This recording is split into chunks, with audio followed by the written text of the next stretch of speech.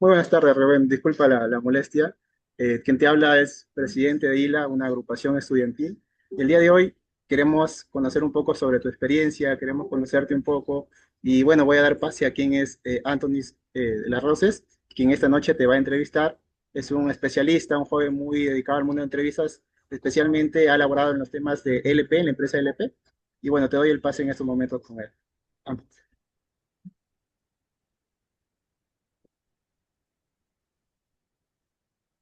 Muy buenas noches, Rubén. ¿Se me escucha? Buenas noches, perfectamente. Excelente. Muchísimas gracias. Por un motivo de formalidades, vamos a hacer la presentación como es debido.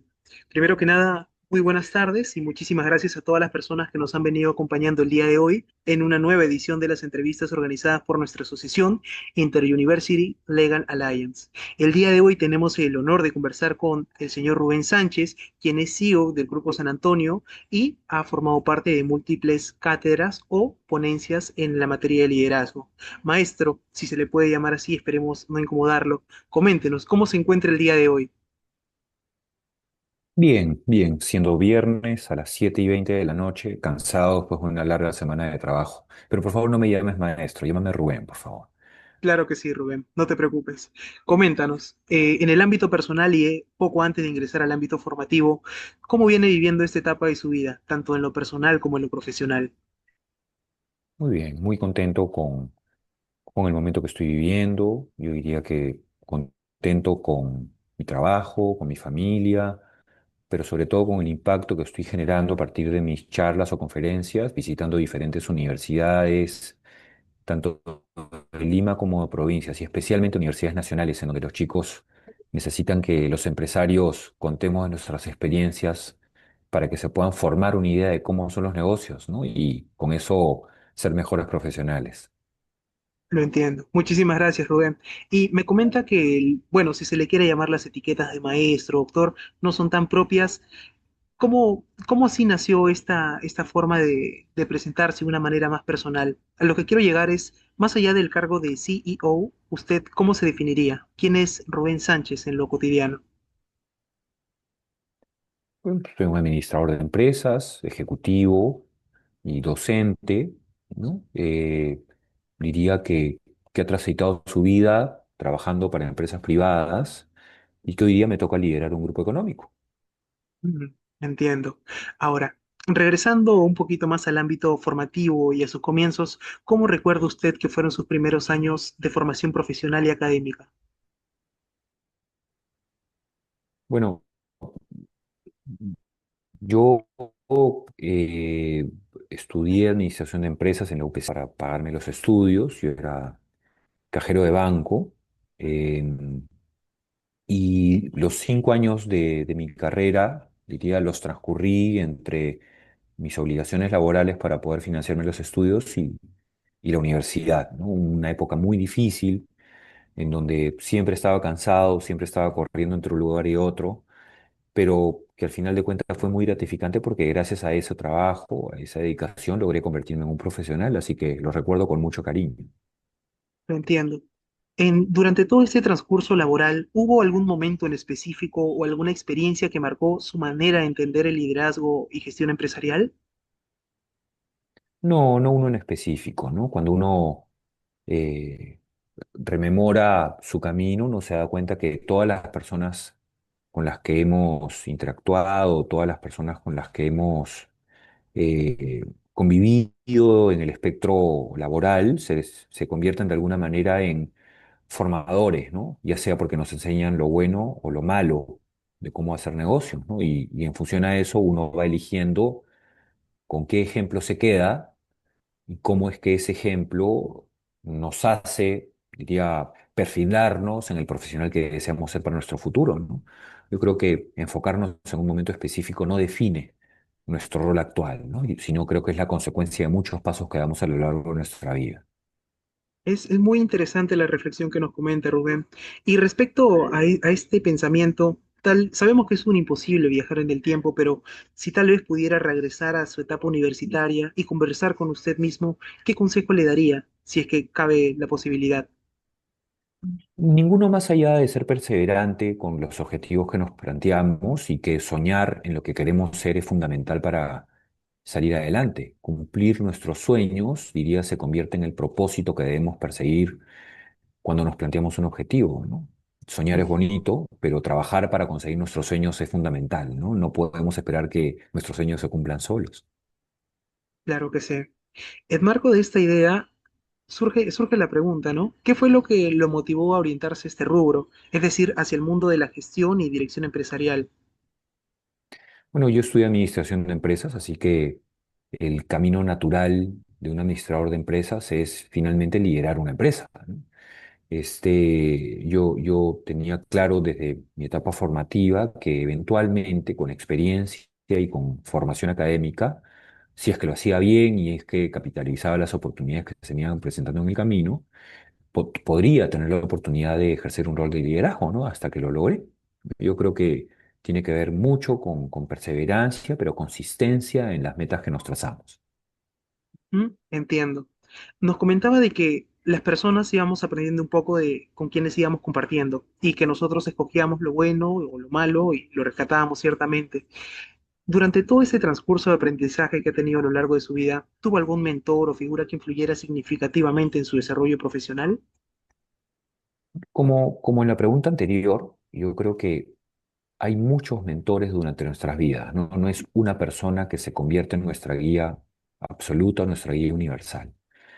Yo creo que todas las personas que se nos cruzan en nuestro camino son de alguna manera un maestro, ¿no? Porque nos enseñan, ya sea poco o mucho, lo que ellos han vivido o el camino que han recorrido, ¿no? Y si las personas que en algún momento fueron nuestros jefes o que tuvieron la habilidad para enseñarnos, ya lo hacen con la convicción de formar una escuela o formar a personas en función a su experiencia, yo diría que esos terminan convirtiéndose en los maestros o mentores que nosotros valoramos y recordamos con mucho cariño, ¿no?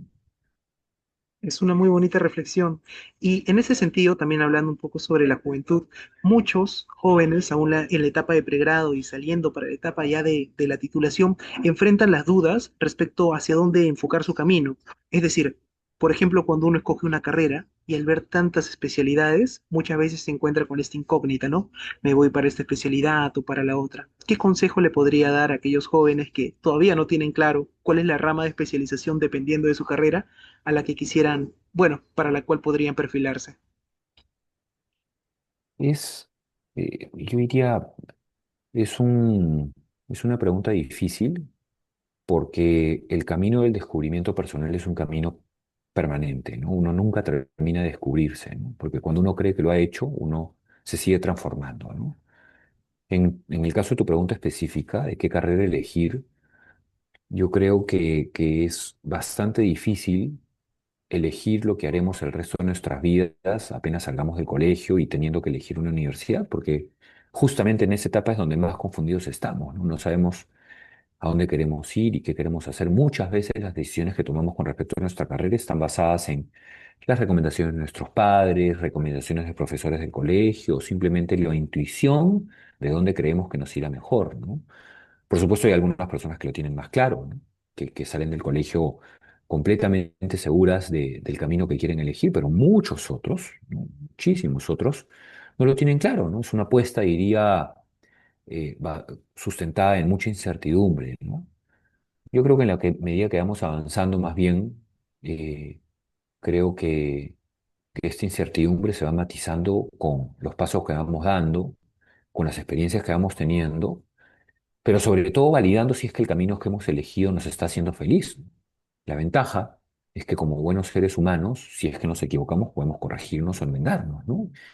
Y reconducir nuestro camino, ¿no? A pesar de que eso pueda costarnos plata o tiempo. Pero creo que la virtud del ser humano es que puede enmendar su camino permanentemente, ¿no? Eligiendo finalmente lo que lo haga feliz. Entiendo. Ahora, yéndonos a un pequeño caso práctico, vayámonos al hipotético. Un joven estudiante, apasionado por la carrera de Derecho, lee muchos libros y encuentra muchas respuestas a las preguntas que tuvo de joven, ¿no? Entonces empiezan a pasar los años, ya está especializado en la carrera de Derecho, tiene un título, dos títulos en posgrado en el hipotético, y viendo cómo presuntamente es el ideal tópico de las normas, decide trabajar en una entidad del Estado. Pongamos Ministerio Público, Poder Judicial, pero lamentablemente, como consecuencia de la práctica propia de la profesión, se da con la sorpresa de que realmente no es justicia lo que aplica, sino más bien burocracia y burocracia que termina aletargando los procesos y, como bien dirían, ¿no? Un proceso que tarda no es justicia. Entonces, en esta situación, donde una persona ya ha culminado su carrera, ha realizado dos especializaciones por creer en un utópico que realmente no es sincero en la realidad, y se da con la sorpresa de que no es lo que quiere hacer y que realmente busca tal vez un ideal que todavía no existe, ¿qué podría aconsejarle? El trabajo en donde estás no define tu profesión, ¿no? Yo creo que si no estás contento en el lugar donde trabajas, si el lugar donde trabajas no te permite cumplir con tus expectativas, pero sobre todo si es que el lugar donde trabajas no está alineado a tus valores, a tus principios, lo que hay que hacer es buscar trabajo en otro lado, ¿no? Es irse, ¿no? Yo creo que la libertad que tienen los seres humanos radica justamente en que si algo no nos gusta, podemos eh, movernos o cambiar la historia, ¿no? La historia de nuestras vidas. Eh, Esto pasa muy frecuentemente, ¿no? Y no solamente en el caso que me lo has planteado, ¿no? Sino es el desafío permanente de cualquier profesional, ¿no? Exponernos a una situación que no nos gusta y tomar decisiones dogmáticas con respecto a nuestros valores para corregir nuestro camino y estar donde realmente nos sentimos cómodos, ¿no? En la medida que nos vamos dando cuenta de eso, nos vamos dando cuenta que el camino es un camino en donde podemos tener aciertos o desaciertos en función de nuestras decisiones, pero no por ello será definitivo en cuanto a nuestro futuro, ¿no? Sino más bien el futuro dependerá de nuestra capacidad para movernos y estar en el lugar adecuado, o por lo menos que nos hace sentir tranquilos de donde estamos. Muy interesante, sobre todo por ese tema de la autorrealización que uno puede llegar a percibir al estar en el lugar donde quiere estar. Manteniéndonos en este hipotético, supongamos de que la persona, tras darse cuenta de que la burocracia realmente no trae la justicia, sino más problemas, y quisiera emprender un camino nuevo, tal vez ingresar al mundo empresarial y convertirse en un líder, como los que muchas veces vio en conferencias o en clases, ¿qué consejos le daría para dar sus primeros pasos en el ámbito empresarial? Antes de pensar en liderazgo, lo que yo recomiendo es que uno piense en su felicidad, ¿no? Que uno piense en la capacidad de tomar decisiones para su vida consistentes con su felicidad, ¿no? Nuevamente, el objetivo de las personas no tiene que ser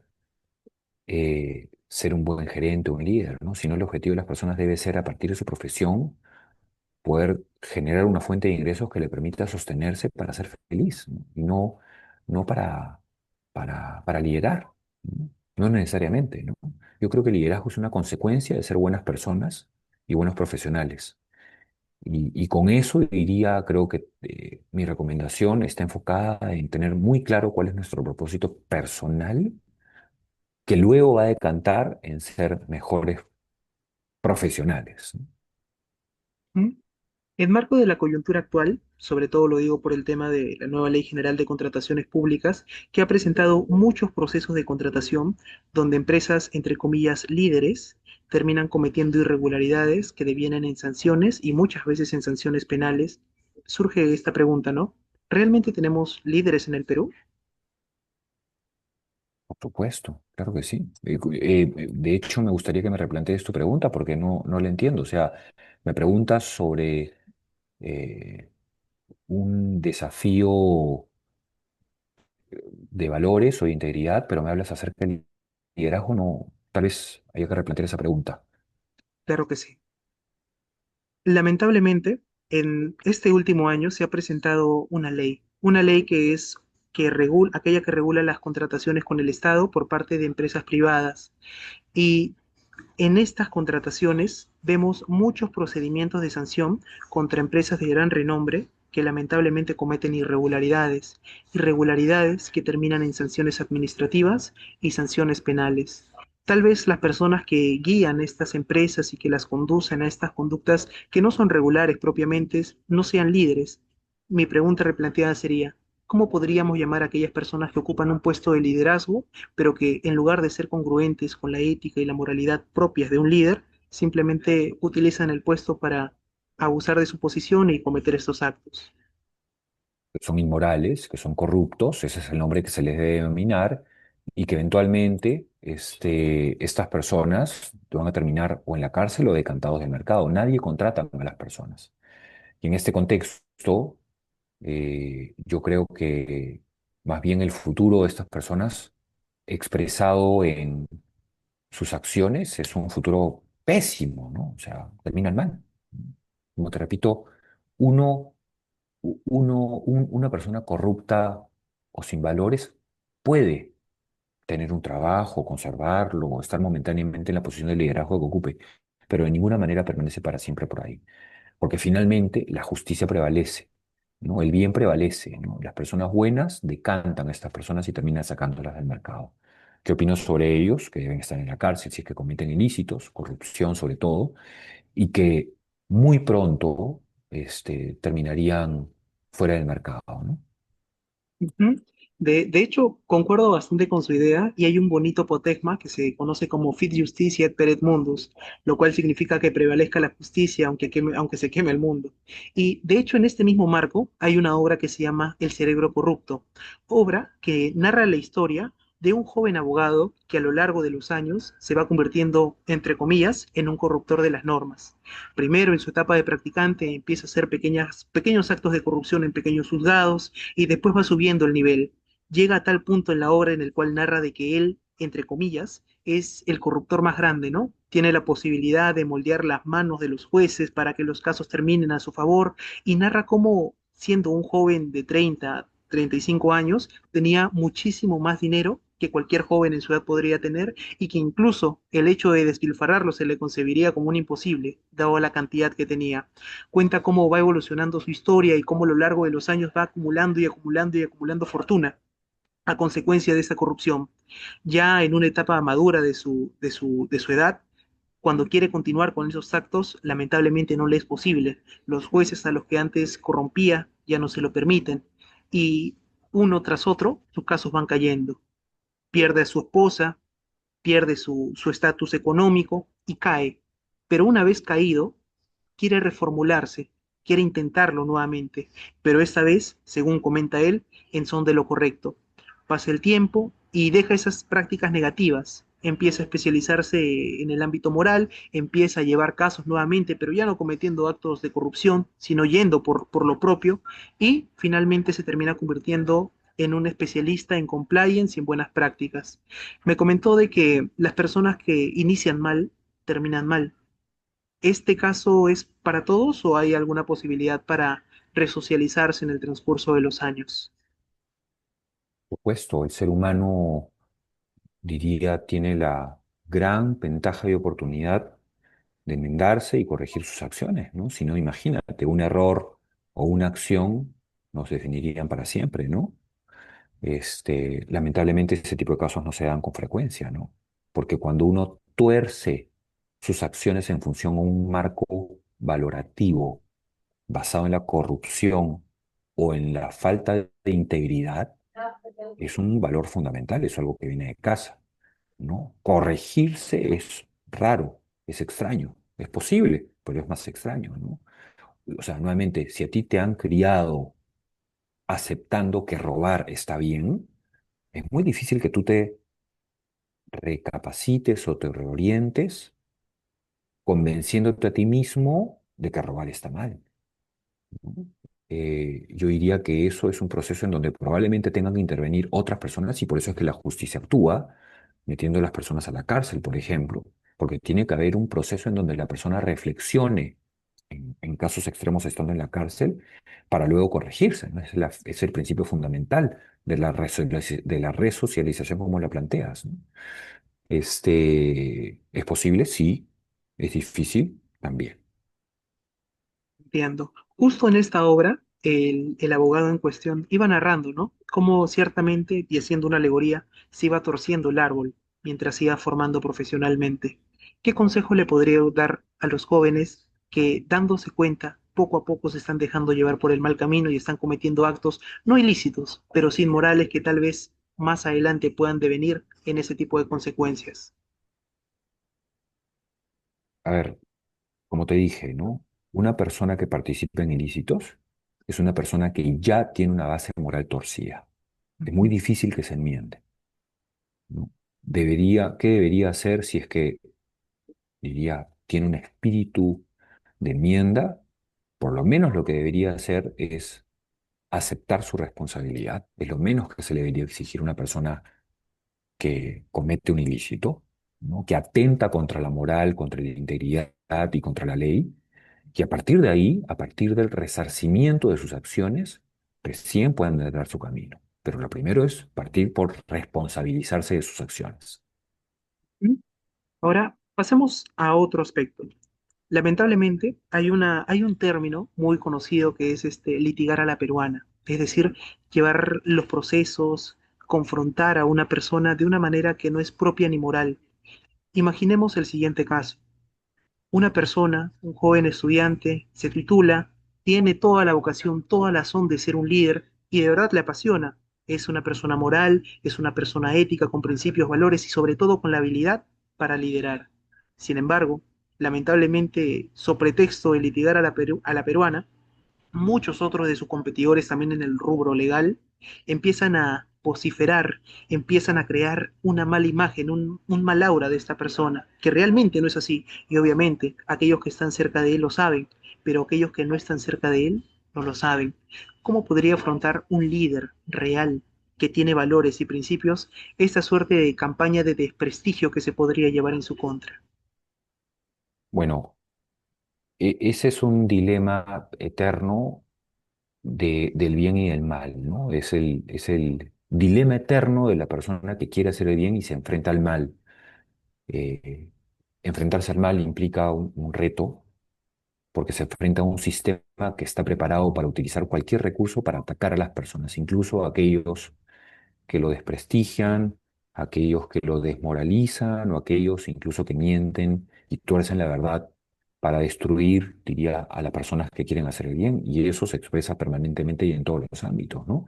En el trabajo, en la política, en ambientes en donde el mal se ha extendido y el bien, diría, es asumido por valientes, en algunos casos solitarios, ¿no? Que han decidido actuar en consecuencia con sus valores y resistirse a un sistema maligno, ¿no?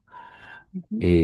Yo creo que esta es la situación de muy pocos, diría, que deciden enfrentar la realidad y al mal, confrontándolos y, diría, peleándose para corregir cursos de acción que están dominados por las personas de mal, ¿no? Entiendo. Ahora, supongo yo de que esta persona, además de los valores y del temple que requiere para poder afrontar este mal, también requiere de otras habilidades para poder liderar correctamente un equipo, porque bien entendemos que los grandes proyectos se desarrollan en conjunto, ¿no? ¿Cómo estos líderes que ya tienen una formación ética, moral y propia podrían consolidar una buena comunicación e inteligencia emocional para con sus compañeros, colegas o subordinados? A ver, tu pregunta es compleja porque a partir de ella estoy leyendo varios elementos que están cruzados. Así que voy a tratar de desarrollarla en función a cómo creo que debería ser una respuesta alineada a cómo formarte como líder. Yo creo que el liderazgo es el ejercicio del potenciamiento de tus cualidades personales, la capitalización de los mejores ejemplos que has visto durante tu vida profesional, sobre todo, pero particularmente actuar en consecuencia con los valores que recibiste en casa y que te han regido durante toda tu vida. El liderazgo no es el cargo, el liderazgo es la consecuencia que las personas han decidido, porque se identifican contigo en seguirte por tu autoridad moral y luego profesional. El liderazgo no es una posición, no es un puesto, no es una gerencia. El liderazgo es la consecuencia de que te conviertes en ejemplo para que otras personas te sigan. Así que mi recomendación con respecto a eso es que para ser un buen líder hay que ser un buen ejemplo. Lo entiendo, Rubén. Mire, manteniéndonos en este mismo camino o íter de una persona que va convirtiéndose en un líder, hemos notado una pequeña publicación que presenta Infobae, donde narra parcialmente su historia. Nosotros, Inter-University Legal Alliance, somos una asociación juvenil y lo que se comenta en este pequeño artículo es que cuando usted era joven, con sus 16 años, caminaba por ciertas calles de Barranco, ¿no? Y luego poco a poco fue desarrollando esta habilidad de líder para convertirse en la persona profesional que es hoy en día. Coméntenos un poco de esa época, porque tal vez muchos nos sentimos identificados al caminar esos lugares tan cercanos a la playa, tal vez no visualizando un futuro, en un futuro próximo ser CEOs de una gran empresa o tener un emprendimiento propio. ¿Cómo fue esa época de tener 16 años y después ir creando esta visión empresarial? Yo prefiero hablar menos de mi vida personal y más, diría, de mi determinación por lo que en ese momento yo creía que era fundamental y que era convertirme en profesional, ¿no? Cuando yo salgo del colegio y me enfrento a una realidad en donde mis padres no me podían pagar la universidad, mi meta se convirtió en ser profesional, para cambiar el contexto en el que viví, un contexto muy complejo donde mi papá no tenía trabajo y donde mi familia tuvo que emigrar del país. ¿Qué es lo que pienso con respecto a esa época? En la importancia de saber determinar qué es lo que queremos para nuestras vidas. No importa si es que no sabemos qué carrera queremos seguir. Lo importante es, si es que nos los proponemos, salir adelante para salir de las adversidades. Así que yo creo que mi recomendación con respecto a quienes están en un contexto similar y quieren algún tipo de ejemplo, yo creo que perseguir un sueño o un objetivo, diré, de superación personal y no necesariamente convertirse en un CEO, es lo que hace que las personas se muevan en función de un propósito que puede transformar sus vidas. Ok, entiendo, Rubén. Muchísimas gracias. En este sentido, ya cerrando la entrevista, ¿qué mensaje o consejo le daría a los jóvenes que sueñan con construir una carrera sólida, ética y con propósito en nuestro mundo? Que actúen en función a cómo sus padres les enseñaron a comportarse en casa. Yo creo que la integridad, los valores que nos enseñan nuestros padres, se nos enseñan justamente porque ellos procuran lo mejor para nosotros, el bien para nosotros. Actuar dándole la espalda a la formación que recibimos en casa es actuar dispuestos a romper cualquier regla, ¿no? Yo creo que si somos consecuentes con esa, diría, dinámica que fue formarnos bien desde nuestra etapa fundamental, es la que debe regir toda nuestra vida, ¿no? Y no importa que, como en mi caso, seamos grandes y estemos entrados en años, yo creo que lo importante es saber que nuestras decisiones tienen que estar fundamentadas sobre la base de una buena estructura de valores que procure que hagamos el bien, pero sobre todo que transformemos la realidad que está alrededor de nosotros y de las personas que confían en nosotros. Ok, entiendo, Rubén. Muchísimas gracias por haber compartido con nosotros su tiempo, su experiencia y sobre todo esta visión que tiene respecto al ámbito empresarial. A nombre de ILA, Inter-University Legal Alliance, le expresamos nuestro más sincero agradecimiento por su participación en esta entrevista. Muchas gracias y te felicito, las preguntas han estado muy inteligentes. Ok, muchas gracias. Le cedo el paso a mi compañero Antonio. Encantado.